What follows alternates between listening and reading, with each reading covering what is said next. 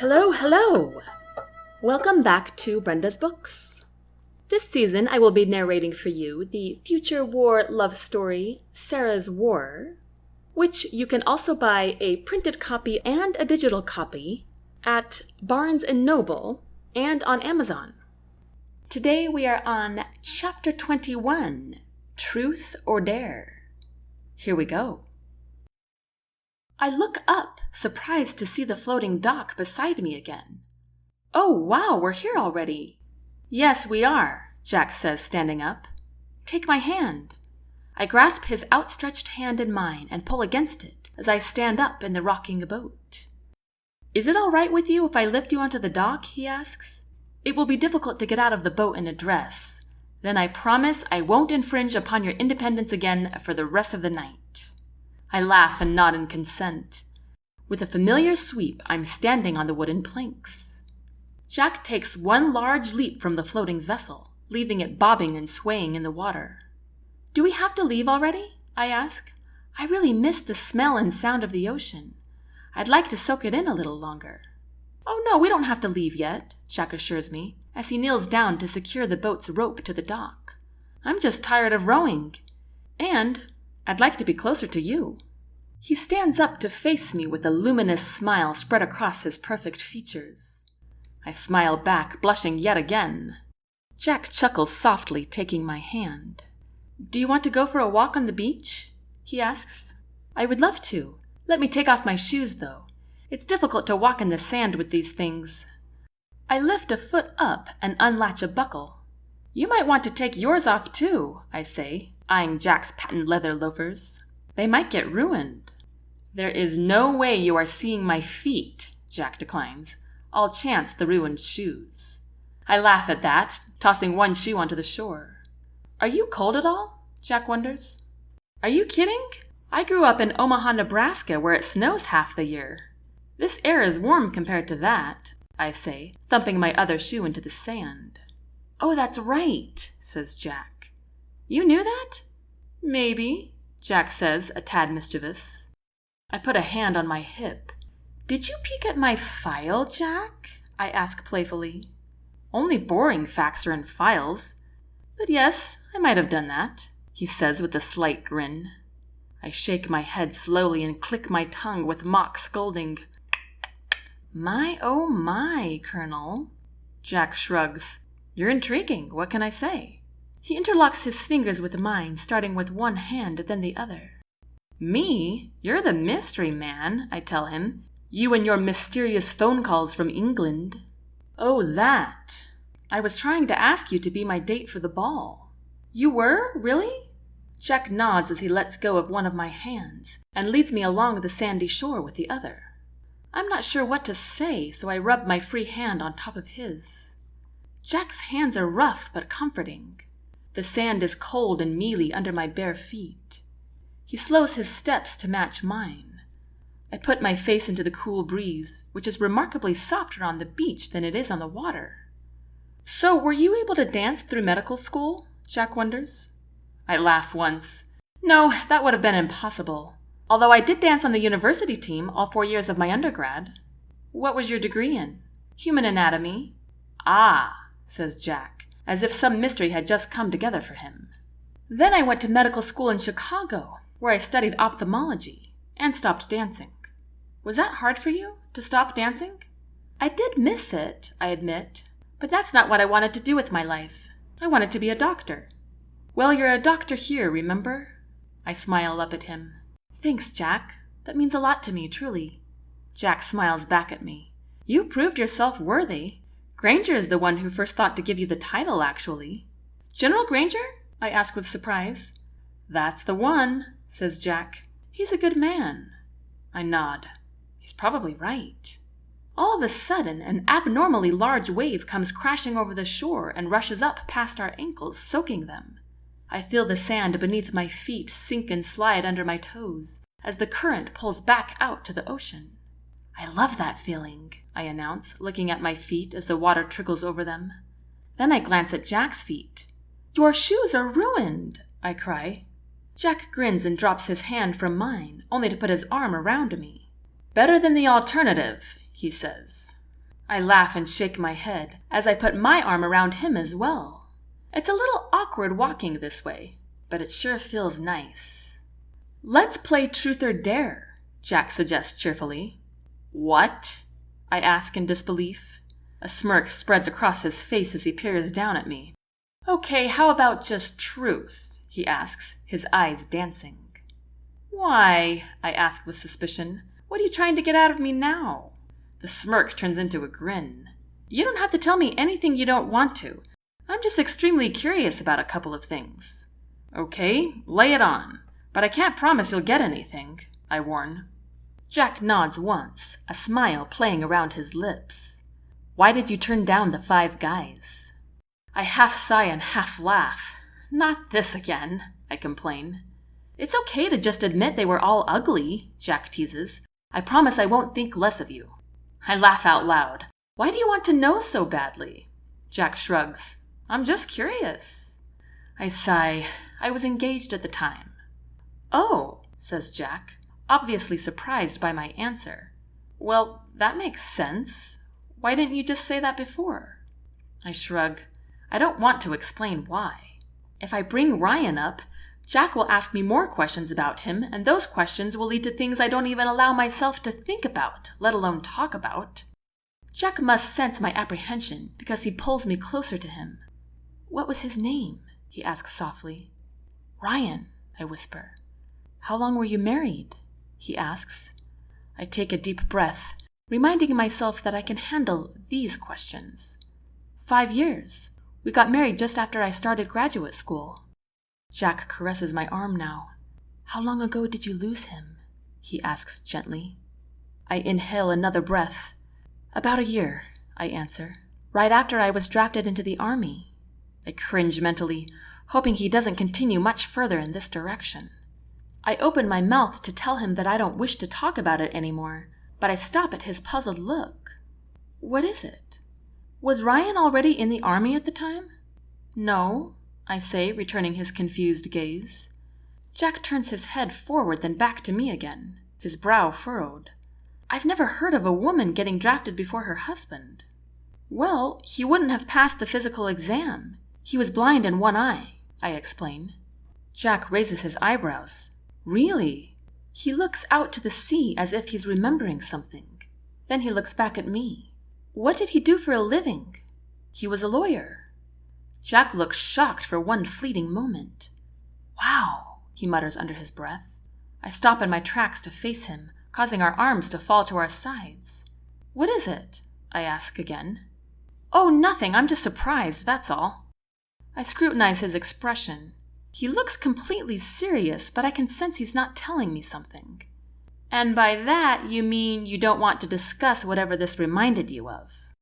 One side of his mouth curls up. You're very perceptive. Honestly, it's not for me to say anyway. I nod.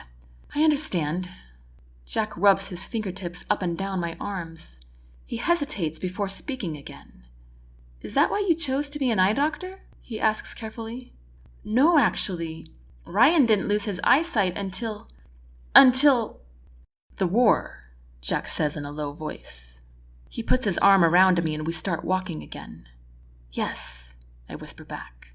Well, it was actually before that when law enforcement started to unravel. I understand, Jack says quickly, rubbing my arm with swift movements. I'm so sorry. We don't need to discuss it further. We stroll along the shore in silence for a long minute. I focus on the salty air and the occasional light sprays from the incoming waves.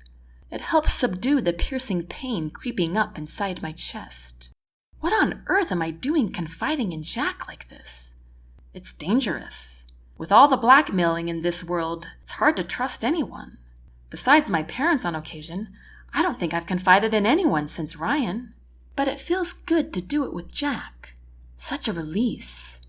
I'm not exactly sure why this is the case. Perhaps it's because of the gentle way he prods me.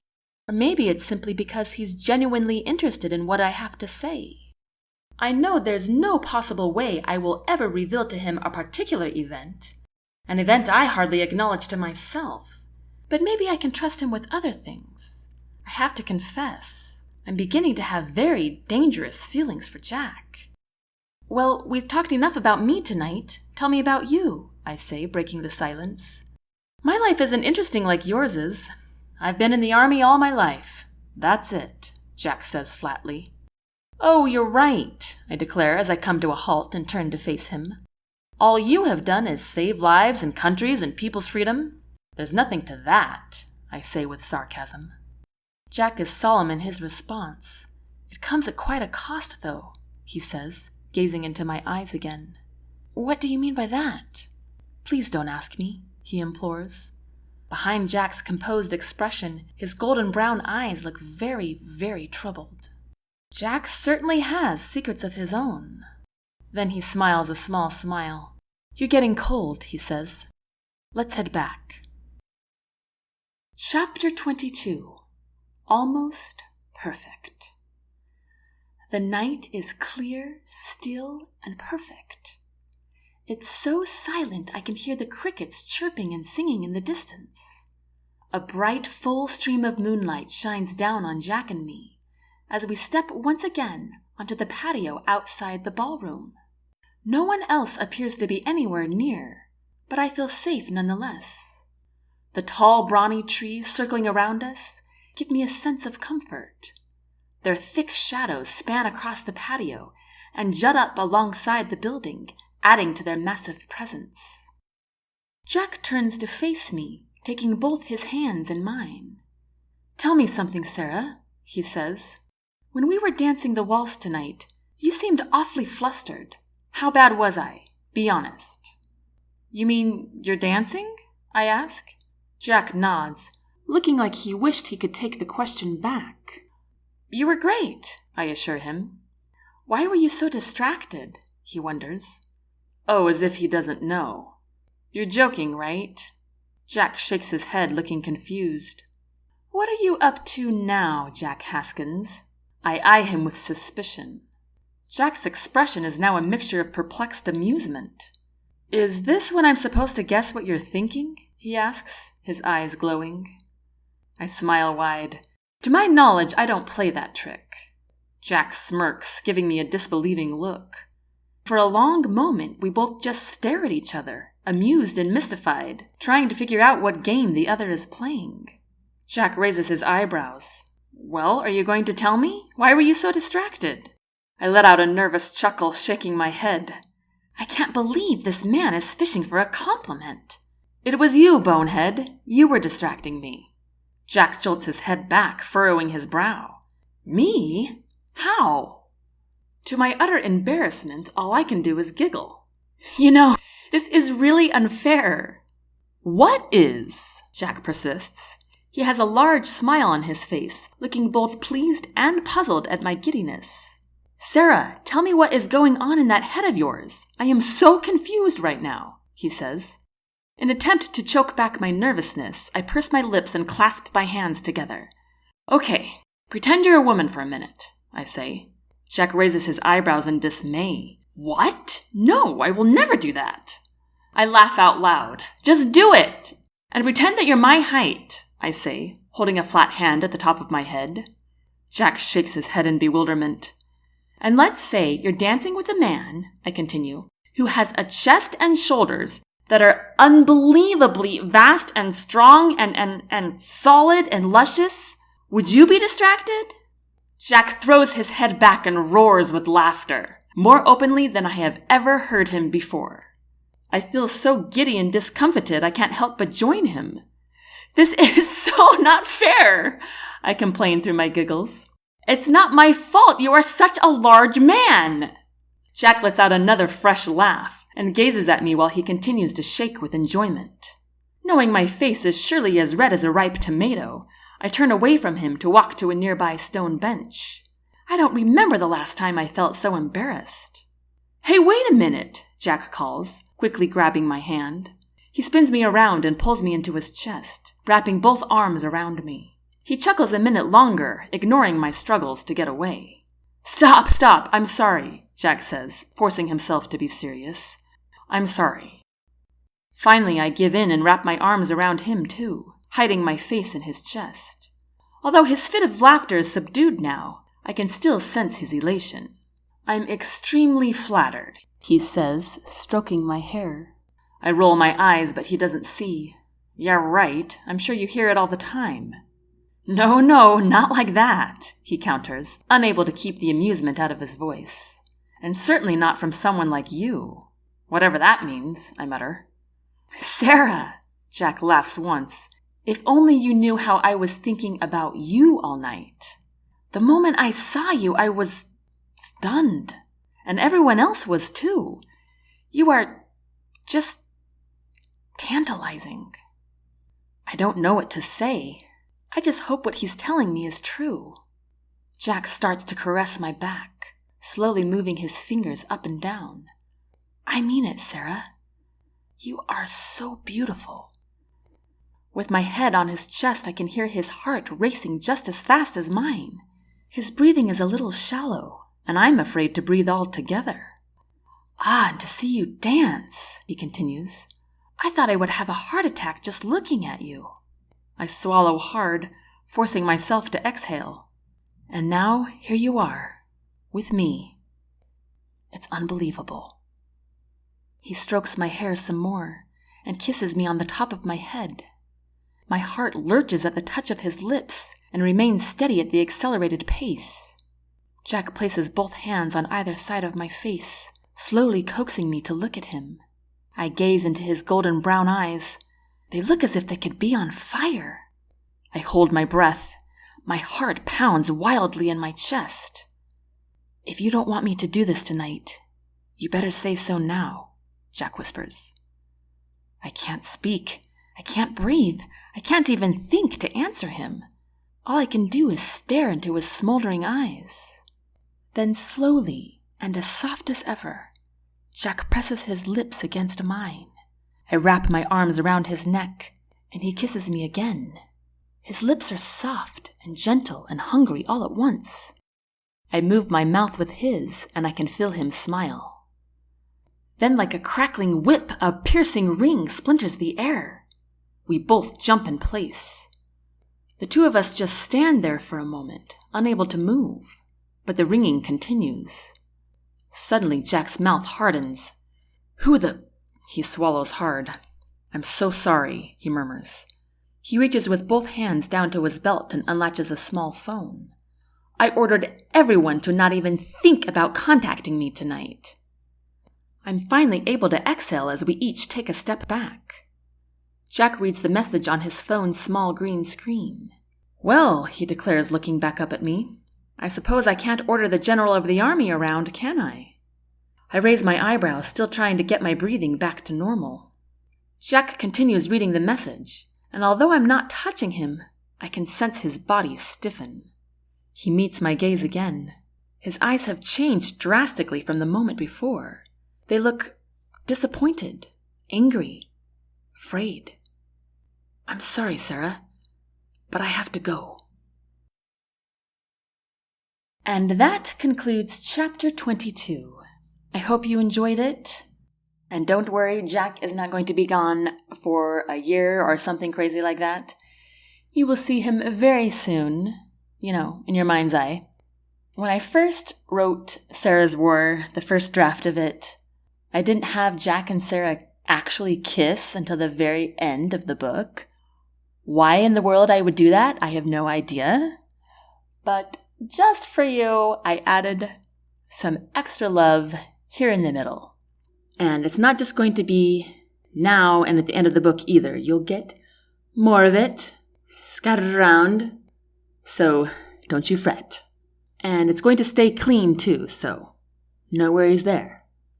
Anyway, I hope you catch me next Thursday for more of Sara's War. If you want to find out more about Brenda's books, you can visit brendasbooks.net. Until next time, take care.